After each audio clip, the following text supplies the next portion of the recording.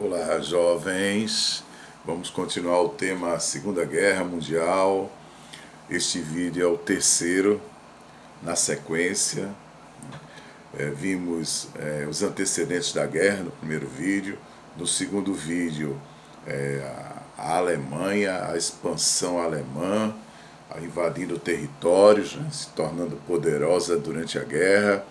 E neste terceiro vídeo, vamos falar também sobre a Alemanha, mas as derrotas, a rendição e também sobre a participação do Brasil na Segunda Guerra Mundial.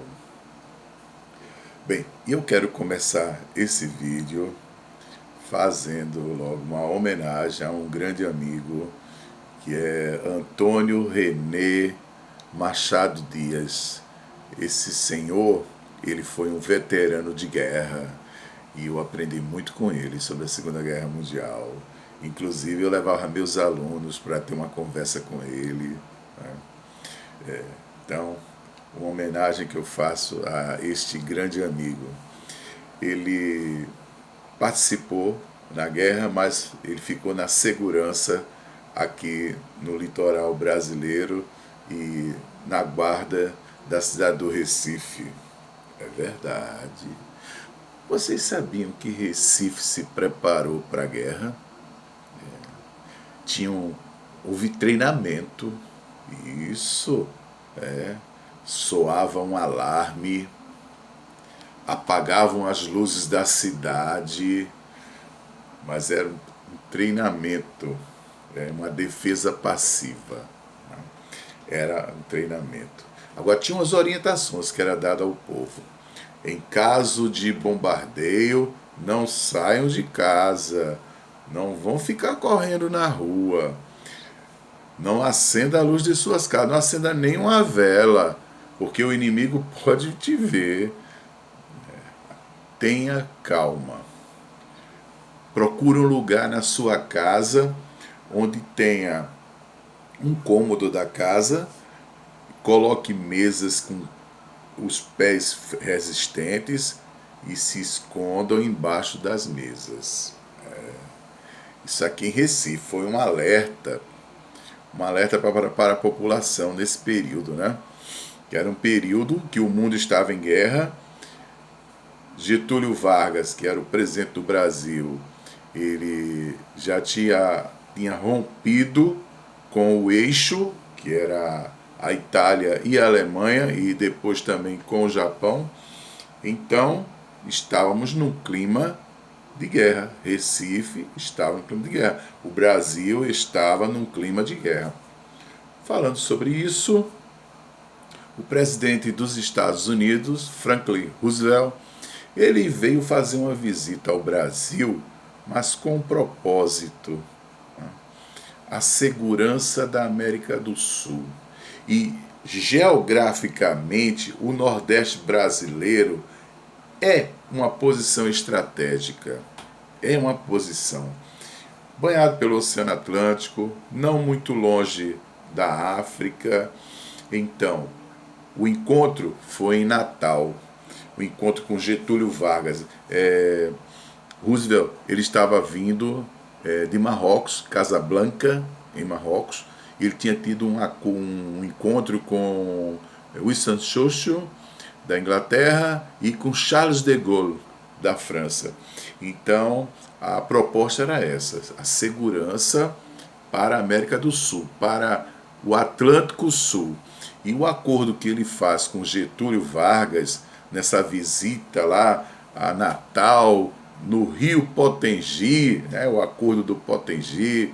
Então, o acordo que ele faz é de construir em Natal uma base naval e uma base aérea.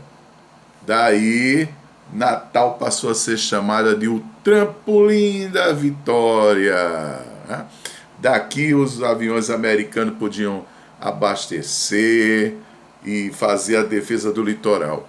E o americano envia para o Brasil cerca de 1.300 aviões, prepara os nossos pilotos para isso. Então, nesse período logo da declaração de guerra, ou seja, do momento em que foi rompido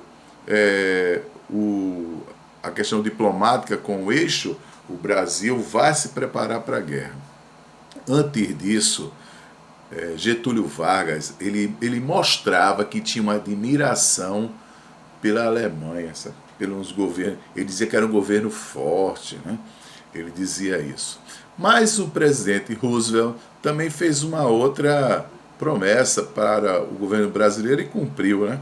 Que é a construção da Siderúrgica Nacional de Volta Redonda, no Rio de Janeiro. Então aí os acordos estão feitos. Natal era base, passou a ser base aérea norte-americana. E Recife também, o nosso aeroporto, né? Então assim, o campo aéreo, né? O campo aéreo do Ibura passou a ser de grande importância também, porque Recife também tem uma posição estratégica. Bem, então o Brasil está se preparando para a guerra.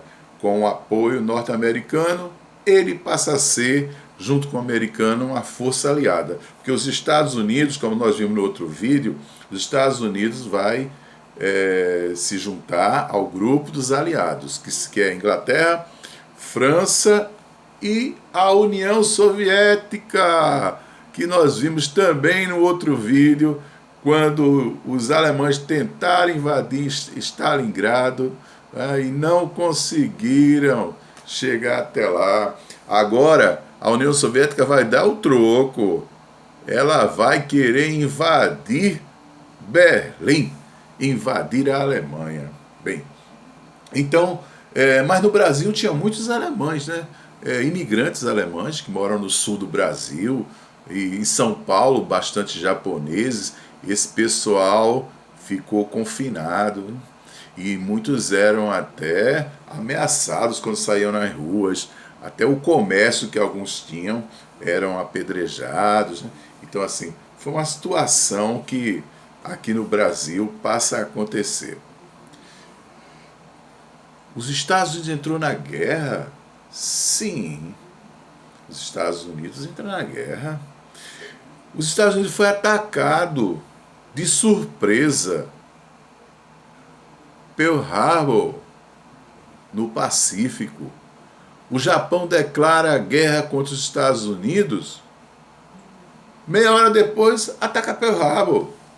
Foi um ataque surpresa, mas houve retaliação.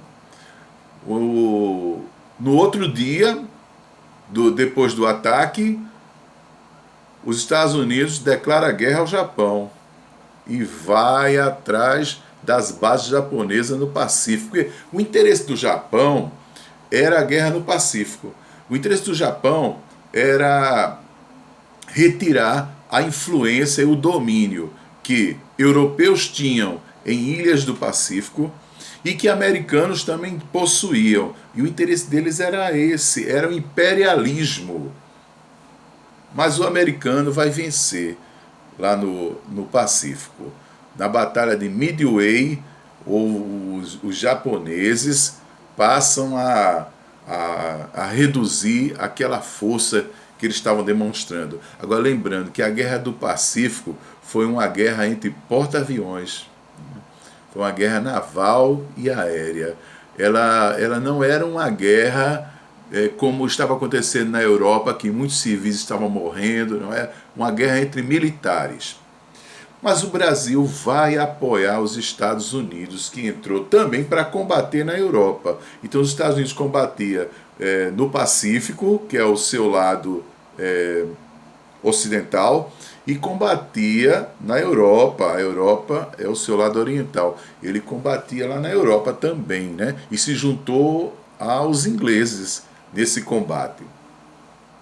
Diziam aqui no Brasil: o Brasil nunca vai entrar na guerra. O Brasil entrar na guerra é mais possível uma cobra fumar. O Brasil entrou e foi vitorioso na guerra. Tiveram baixas, sim. Houve muitas baixas. mas o Brasil teve uma ação, até posso dizer, heróica nessa guerra.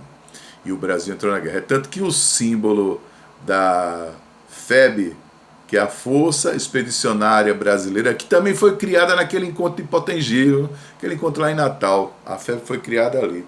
Então, o Brasil foi à guerra assim. E o símbolo da FEB, Força Expedicionária Brasileira, é uma cobra fumando.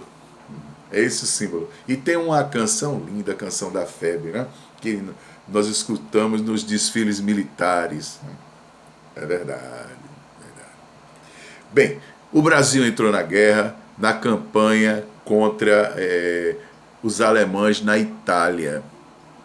E o Brasil entrou na guerra também porque os alemães afundaram vários navios brasileiros, navios mercantes, navios que levavam mercadorias para a Europa. Esses navios, alguns foram afundados, né? Uns afundados. E navios americanos também foram afundados. Então isso levou o Brasil a encorajar tanto o governo brasileiro como o povo brasileiro, né, do Brasil participar da guerra. O Brasil mandou 25 mil soldados para a guerra. Houveram, como eu falei, tiveram algumas baixas, mas o Brasil teve atos heróicos, como a tomada de Monte Castelo, lá na Itália, que bravamente lutaram. E outra coisa, os soldados brasileiros não estavam tão preparados para lutar numa temperatura negativa, viu? Eles chegaram a lutar com 20 negativos, né? Não estava nem assim, a farda, eles não tinham para isso. Então, foi uma forma heróica, né, que o brasileiro usou para isso. Bem, houve o dia D. O dia D? Sim. E quando é o dia D? Boa pergunta. Se os alemães escutassem pelo rádio, nós vamos invadir no dia D, eles iam perguntar para o outro, quando é o dia D? Aí está o dia D. Né? É o Overlord. Overlord é o nome dessa batalha, conhecida mais como o dia D. Foi quando americanos e ingleses eles invadem pelo litoral da França, pela Normandia, e dão combate arrasando os alemães e expulsando os alemães da França. E agora? Partir para a Alemanha. Partir para a Alemanha. E foram. Agora tem um outro lá, um que está vindo do lado oriental. Ingleses, americanos estão chegando pelo lado ocidental, na Europa, pela costa oeste, mas tem um que está vindo pelo lado oriental. Quem é? Muito bem, essa turma é boa. Acertaram. É a União Soviética. É Stalin. Stalin está chegando agora para cobrar o que eles foram fazer em Stalingrado, em Moscou, para dar o troco a eles. E conquistaram Berlim. Conquistaram Berlim em 1945, mas o Hitler não se rende. Ele e a esposa Eva Braun se suicidam. Terminou a guerra do continente. E a guerra do Pacífico? A guerra do Pacífico continua, porque os japoneses não querem se render. Não querem se render. Bem, o americano usou de uma arma invencível, a bomba atômica. E em duas cidades industrializadas, cidades com superpopulação, pode até ser chamado de um crime de guerra isso, pelo poder da arma. Mas Hiroshima e Nagasaki sofreram a explosão da bomba atômica. E agora o Japão vai se render. Se rendendo, termina a Segunda Guerra Mundial. Terminar as guerras foi, Vila? Não. Vai ter os acordos de paz, vai ter a divisão de territórios e vai surgir uma outra guerra, a chamada Guerra Fria, guerra ideológica, guerra sem armas. Sem armas? Bem, União Soviética e os Estados Unidos nunca se enfrentaram, mas existiram conflitos em outras nações que se juntaram, um ao bloco capitalista, liderado pelos Estados Unidos, outro para o bloco socialista, liderado pela União Soviética. Então, pessoal, um resumo do tema Segunda Guerra Mundial, nosso terceiro vídeo, e até um próximo vídeo, se Deus permitir. Tchau, tchau, um abração para todos, um beijão para todos e nos encontraremos em sala de aula com muitas perguntas agora. Tchau, tchau, pessoal.